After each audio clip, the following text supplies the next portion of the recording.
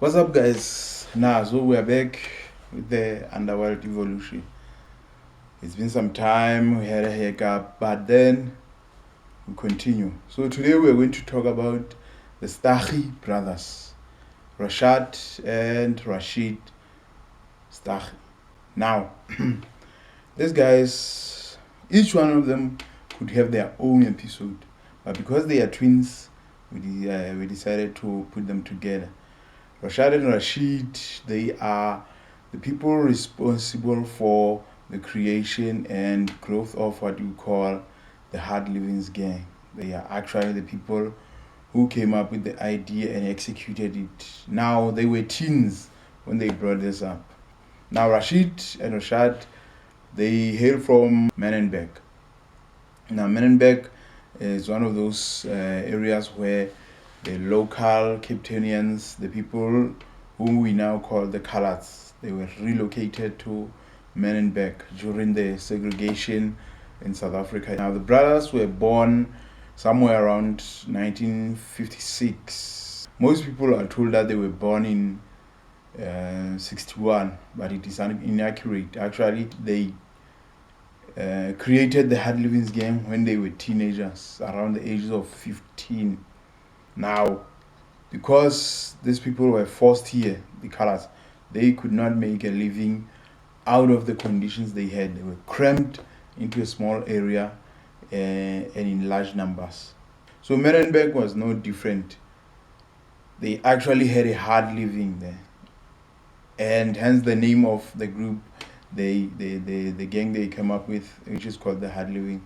Now, the Hard Livings gang was one of the oldest gangs in Cape Town. Of course, what they did, they went into the life of crime, starting from petty theft here and there, going into criminal syndicates, organized crimes like cash in transit, and later on they moved on to club security in their area, selling mandrakes, extortion of taxi drivers, as well as business owners in the name of security. They tried to secure the area in the Cape Flats.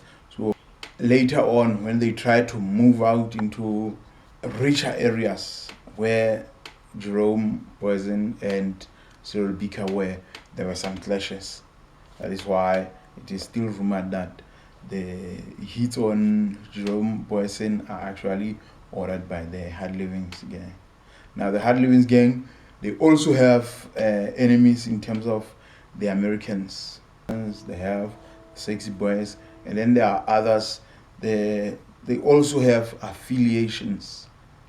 In this case, you find that the Numbers gang in prison, they are going to align with certain street gangs. So it happens that the SAPS, the South African Police Service, actually found that, okay, these guys are now they're becoming a menace. And one of them, I think it was Rashad, was arrested and he went to prison. So in the prison, he met the Numbers gangs, the 28s, the 27s, and the 26s. However, before then, street gangs were not allowed in the prison. Rashad made sure that the Hard Livings were represented, and the Hard Livings outside prison, they cooperated with the Numbers gang. Upon return from prison, the brothers were reunited. They went back to their life as the Hard Livings leaders. Now, they even have a BBC documentary. I'll share a link of that documentary below. Rashad met a very sad end in 1996. The vigilante group Pagat, People Against Gangsterism and Drugs, they actually protested and they walked down the streets, the street where the Staggie brothers lived. Now, some members of Pagat started to confront Staggie. Now, he refused to get out of the car. One of the Pagat members shot him. Now, upon shooting him, he was able to calm down, and then he dragged him out of. So now, once he got out, members of Pagat, they came all over. I think there was something like a circle around. One person threw a petrol bomb onto Staggie. Once the petrol bomb was thrown, the other members of Bagat moved away. But someone shot him. He tried to find help. He tried to move around as he was burning. Since it was almost exclusively Bagat members around, one member kicked him, ensuring that he doesn't get up. So paramedics, upon arrival, they found that the guy was still alive. He didn't die from the fire, but the gunshot wounds are the ones that got him. Road. That is where it happened. So that was the end of Rashad Staggie. Now these guys are like Robin Hood in Menenberg. They're giving the people of Menenberg or community outreach, but at the same time they sell drugs but that's what they were. The people loved them and some hated them. Now the guys were ruthless. Rashid, once he became the exclusive leader of the Hard Livings gang, he allegedly ordered a girl to be raped, and he went down for it. During the trial, he went into a police armory trying to steal the police guns, the heavy guns. Now, can you imagine this? So, what happened is that while the rape allegations carried a 13-year sentence, the armed robbery of the police armory was a 15-year sentence. So luckily for him, the judge said, we're going to run these sentences concurrently. So that means he was going to serve both sentences. When Rashid went to jail, he served his sentence, and then he applied for parole in 2013. What happened is that they gave him a day parole. He only went out during the day, and then at night he went back to Portsmouth.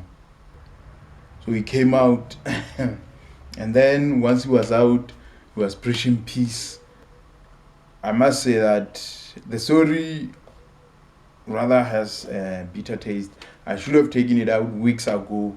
I think a week, 10 days back, it should have come out.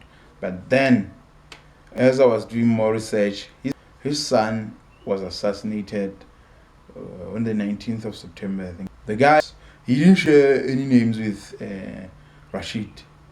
He didn't stay.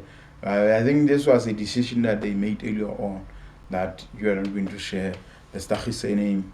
He was alleged to be a high-ranking member in the Hard Livings, and then some say that later on he didn't want to be part of the Hard Livings gang, hence why they suspect the Hard Livings took him out.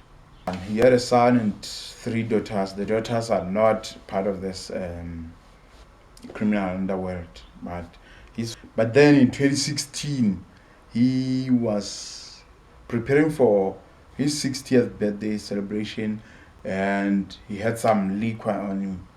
So that he was arrested, and he had to explain himself that, okay, the reason that I have this liquor is because of this and this. So I think he ended up beating the case. He didn't even go any far. However, he met his demise in 2019.